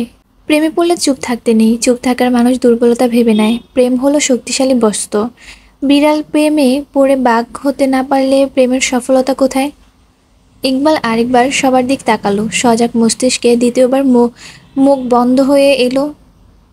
কাণ্ঠ হেসে বলল, না আসলে আন্টি, বলছিলাম যে একটু বেশি তাড়াহুড়ো হয়ে যাচ্ছে না? আমজাদ মেজাজি কণ্ঠে শোধালো, কিসের তাড়াহুড়ো? সে মিনমিন করে বলল, ওরা তো ছোটবেলা থেকেই ভাই বোন। ভেবে এসেছে নিজেদের হুট করে বিয়ে দিলে ওরা কিভাবে নেবে। ওদেরও সময় দেওয়া উচিত। আমজাদ শিকদার রেগে গেলেন। তার চোখের বালি রাজনীতি। সেখানে এক হাঁটুর বয়সী রাজনৈতিক নেতার লেকচার তিনি গ্রহণ করবেন? তাও আবার যে ছেলের জন্য তার বাড়ির একটা স্বর্ণের টুকরো বিপথে গিয়েছে। আজমল সাফাই দেওয়ার ভঙ্গিতে বললেন, আমার তো ওদের মতামত নিয়ে। প্রতিমধ্যে হাত উঁচিয়ে থামলেন আমজাদ। সোজাসুজি ধমকে বললেন, এই ছেলে, এসব আমাদের ব্যাপার, তুমি এর মধ্যে ঢুকছো কেন? আফতাব আস্তে করে বললেন, আহা ভাইজান, শান্ত হন। কিসের শান্ত হব? ও কেন বারবার কথার মধ্যে বাহাত দিচ্ছে? একটা পারিবারিক আলোচনার মধ্যে এভাবে ঢুকতে নেই। এই ন্যূনতম ম্যানার্সটুকু কি কাউকে শিখিয়ে দেওয়া উচিত? ইকবালের মুখে যে ঘোর অমাবস্যা নামলো। মাথা নত করলো অপরাধী ন্যায়। পুষ্পর হৃদয় নিংড়ে কান্না পায়। ইকবালের ভেতরকার অস্থিরতা তার মতো করে কেউ বুঝবে না, কারোর সাধ্য নেই বোঝার। ছেলেটা তাকে কতটা ভালোবাসে সে অক্ষরে অক্ষরে জানে। পুষ্পর চোখ ফেটে জল গড়ালো। পিউর বুক হু হু করে উঠল দেখে নরম হাতে মুছিয়ে দিল বোনের অক্ষিদয়। সবার কান এড়িয়ে আশ্বাস দিল, কাঁদিস না আপু, ধূসর ভাই আছেন তো। আমজাদ মক্ষম সুযোগ পেলেন যেন, ভেতরের পোষা রাগ উগড়ে দিতে বললেন, আমি বুঝলাম না ধূসর, তুমি তোমার বন্ধুকে আমাদের পারিবারিক ব্যাপারের মধ্যে কেন এনেছো? ও একটা কথা বলতে দিচ্ছে না কাউকে, ঘরের মধ্যে অহেতুক অভদ্র মতো চিৎকার চেঁচামেচি করছে। ধূসর জবাব দেওয়ার আগে ইকবাল বলে উঠল, কারণ ছাড়া আমি এমন করছি না আঙ্কেল, আমি নিশ্চিত আমার জায়গায় অন্য কেউ থাকলে সেও এরকম করবে। কণ্ঠস্বর ভেঙে এলো তার। আমজাদ ভ্রু বেঁকে বললেন, ভনিতা না করে ঝেড়ে কাশো, এত সময় নেই হাতে। ইকবাল অস্থির ভঙ্গিতে আইঢাই করে বলল, হা করে কথা বলতে গিয়ে আবার ঠোঁট চেপে ধরল। অসহায় চোখে একবার তাকালো ধূসরের দিকে। ধূসরের কপালে ভাঁজ, চোখ দুটো শুরু হয়ে বসে। ইকবালের সেই দৃষ্টি সদর্পে শিথিল হয়। ঢোক গেলে সে স্কুল জীবন থেকে একে অপরের সাথে কাটানোর প্রতিটা মুহূর্ত এক এক করে ভেসে উঠল চক্ষুপটে। থেমে গেল সে, প্রযত্নে গিলে নিল সব কথা। সবাই নিশ্চয়ই ওকে দোষ দেবে, বলবে জেনে শুনে বন্ধুর বোনের সাথে প্রেম করে এখন কেন এত নাটক। কিন্তু কাকে বোঝাবেও, সে বন্ধুর বোনকে কে ভালোবাসেনি? যাকে ভালোবাসলো দুর্ভাগ্যক্রমে সেই হয়ে বসলো তার প্রিয় বন্ধুর সহদর। কত চেষ্টাই তো করেছিল দূরে থাকার, মনের কাছে হার মেনেছে শেষমেশ, পারেনি অনুভূতিদের সংবরণ করতে। পুষ্পর প্রেম দুপায়ে ঠেলে দেওয়ার মতো দুঃসাহসী নির্মম হতে বিফল সে। আফসোস, যদি পারত আজ এই দোটানা দ্বিধাদ্বন্দ্বে পড়ে মস্তিষ্ক ছিঁড়ে যেত না। বন্ধুত্বের দোহাইটা গলায় কাটার মতন মিটত না। ধূসর যখন শুনবে এসব, ওকে ঘৃণা করবে নিশ্চয়। ও কি ত্যাগ করবে তার মতো বেইমানের সঙ্গ? ভেবেই আঁতকে ওঠে ইকবাল। ভয় ডরে শরীর বিবশ লাগে। ধূসরের মতো বন্ধু তার জীবনে আশীর্বাদ। খুব ভাগ্য করলে এমন বন্ধু পাওয়া যায়। এত সুপ্রসন্ন নিয়তিকে যাকে পেয়েছে তাকে হারাবার ভাবলেই অন্তর্পথে চিনচিনে ব্যথা হয়। বুকের ভেতর দলা পাকানো অপরাধ বোধ তাণ্ডব করে উল্লাসের মতে। অনুশোচনা থেকে লুকিয়ে লুকিয়ে বাঁচার ক্লান্তিটা হু হু করে বাড়ল। কেমন দৈত্যের ন্যায় চেপে ধরল বক্ষ গহ্বর। সে কাতর চোখে একবার পুষ্পকে দেখল, একবার ধূসরকে। কি করবে কি বলবে অব্যবস্থ দ্বিধাগ্রস্ত সে। আজমল সুন্দর শান্ত গলায় শুধালেন, তুমি কি কিছু বলতে চাও ইকবাল? চটক কাটল তার। সম্বিত পেয়ে বলল, তারপর দুবার সে মাথা নেড়ে বোঝালো, না। আফতাব বললেন, তাহলে বসো বাবা, বাকি কথা শেষ করে নেই। ইকবাল নিরুত্তর। সে কি আদৌ এক দণ্ড শান্তিতে বসতে পারছে?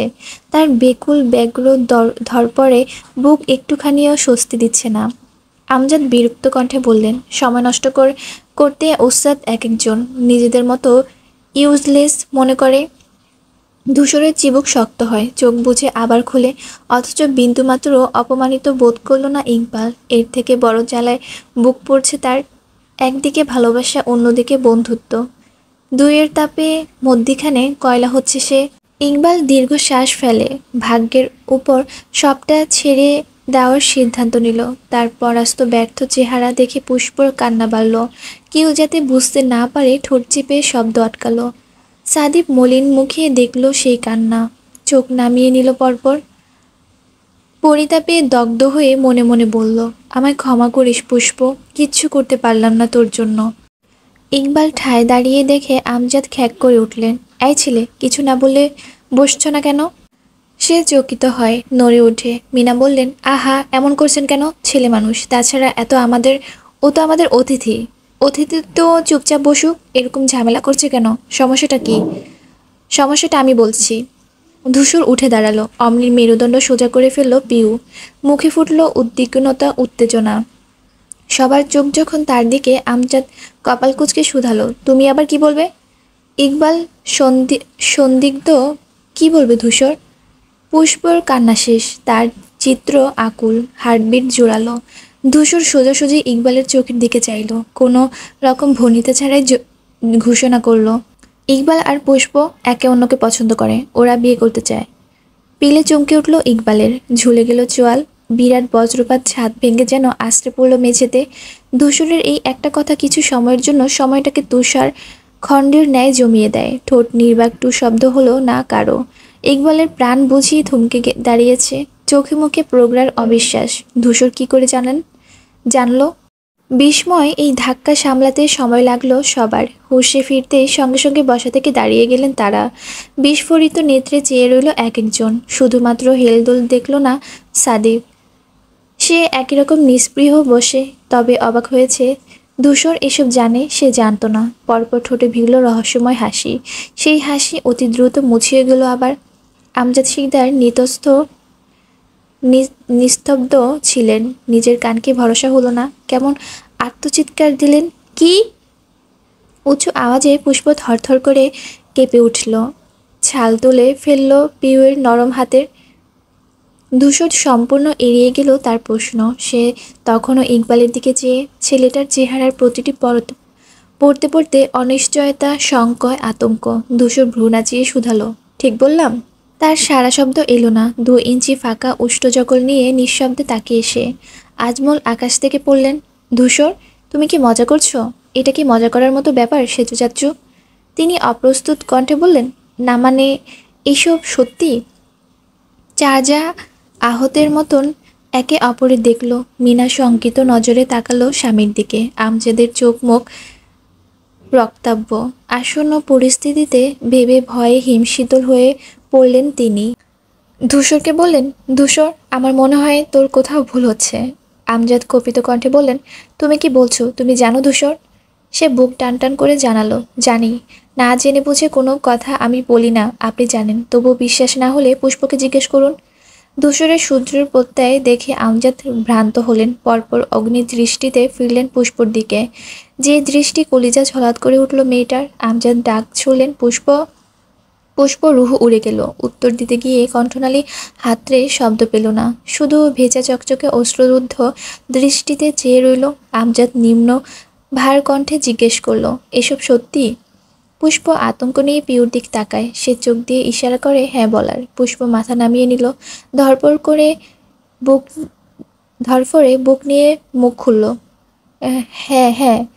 পিউ বিজয় হাসল, যেন কথাটার নিজেই জিতেছে, শান্তি পেয়েছে। আমজাদের চোখ মুখ পাথরে ন্যায় শক্ত হলো অমনি। তলিয়ে গেলেন উন্মাদ।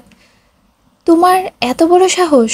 বলে তেড়ে গেলেন। আটকে উঠল সকলে। পুষ্প ত্রাসে পিউর পিছনে লুকালো। আচমকা মাঝপথে গিয়ে দাঁড়িয়ে পড়ল ইকবাল। নীরব বাধায় থেমে গেলেন তিনি। সম্মুখে অপছন্দের চেহারাটা দেখতেই পিষে ধরলেন দাঁত। চোখ মাটিতে রেখে ইকবাল ঠান্ডা গলায় বললেন, আমার জন্য পুষ্পর গায়ে হাত তুলবেন আঙ্কেল? অপরাধ আমার, ওর নয়। যা বলার আমাকে বলুন। পিউ পুষ্পর দিক ঘাড় ফিরিয়ে হাসলো, বোঝালো তার মুগ্ধতা। একই রকম বিমোহিত ধূসর। মুখমণ্ডলের পরিবর্তন না হলেও চোখ হাসলো তার। আমজাদ আরও খেপে গেলেন। ক্রুদ্ধ কণ্ঠে বললেন, তোমার স্পর্ধা তো কম নয়। আমার মেয়ের সাথে আমি কি করব না কি বলবো সেসব তুমি ঠিক করবে নাকি? তুমি শেখাবে আমায়? প্রতিটি দেয়ালে তার চিৎকার প্রতিধ্বনি হয়। রাদীপ রিক্ত মায়ের শরীর আঁকড়ে ধরে ভয়ে। বড় চাচার এই ক্রোধিত রূপ এর আগে দেখেনি ওরা। ইকবাল কিছু বলল না, চোখও তুলল না। আমজাদ ভীষণ ক্ষেপে তার বাহু ধরে ধাক্কা মেরে সরিয়ে দিলেন, যেন উচ্ছিষ্ট হটালেন রাস্তা থেকে। অচিরাত হামলায় পড়তে ধরল সে। কোনো রকমে সামলালো নিজেকে। তিনি গজগজিয়ে হেঁটে মেয়েদের সামনে গিয়ে দাঁড়ালেন। পুষ্প ভয়ে অন্ধকার দেখছে। আমজাদ হুঙ্কার দিলেন, সামনে এসো। পুষ্প এলো না, উল্টে আষ্টেপৃষ্টে ধরে থাকলো পিউকে। ঠকঠক করে ঠোঁট কাঁপছে তার, ক্ষুদ্র প্রাণ উষ্টাগত। পুষ্প, তোমাকে সামনে আসতে বলেছি আমি, এখন এসো। পিউ বোঝাতে গেল, আব্বু, আপুর কথাটা একটু শুনলে হতো না? ইকবাল ভাই তো ভালো মানুষ, উনি। আমজাদ রাগে হিতাহিত শূন্য। যে ছেলে তার নাখুশের খাতায় তার সম্পর্কে একটি প্রশংসাও হজম হলো না। পিউকে আজ অবধি কোনোদিন ধমকানো দেওয়া লোকটা আচমকাই চড় মেরে বসলেন। স্তব্ধ হয়ে গেল বসার ঘর। পিউ কিংকর্তব্য বিমূঢ়। বাবার হাতে কখনো মার খায়নি সে। অভিমান আর বিস্ময়ে মেয়েটার কোটর ছড়িয়ে গেল মুহূর্তে। পুষ্প মুখ চেপে ধরল 2 হাতে। নিজেকে আড়াল করার বিন্দুমাত্র প্রয়াস রইল না। তার জন্য তার আদরের বোন মার খাবে? মেয়েটার ভয়ভীতি তৎক্ষণাৎ উবে গেল। সহসা প্রগাঢ় সাহস ভর করল 2 কাঁধে। কবুতর ছানার ন্যায় ছোট্ট বোনটাকে চট করে টেনে সরিয়ে দিয়ে বাবার মুখোমুখি হতে চাইলে বাধা দিল ধূসর। আকস্মিক ঢালের ন্যায় মাঝে এসে দাঁড়ায় সে। চওড়া দেহে পুষ্প আড়াল হয়ে পিছিয়ে যায়, চেয়ে থাকে ভাইয়ের পিঠের দিকে। ধূসর সোজাসাপটা চাচার চোখের দিকে তাকায়। টকবগে রক্তলাল চেহারাটা দেখেও সামান্য ত্রাস গ্রাস সেখানে নেই। সে সম্পূর্ণ সহজ স্বাভাবিক গলায় বলল, গায়ে হাত তুললেই পুষ্প কিন্তু ইকবালকে ভালোবাসা ছেড়ে দেবে না।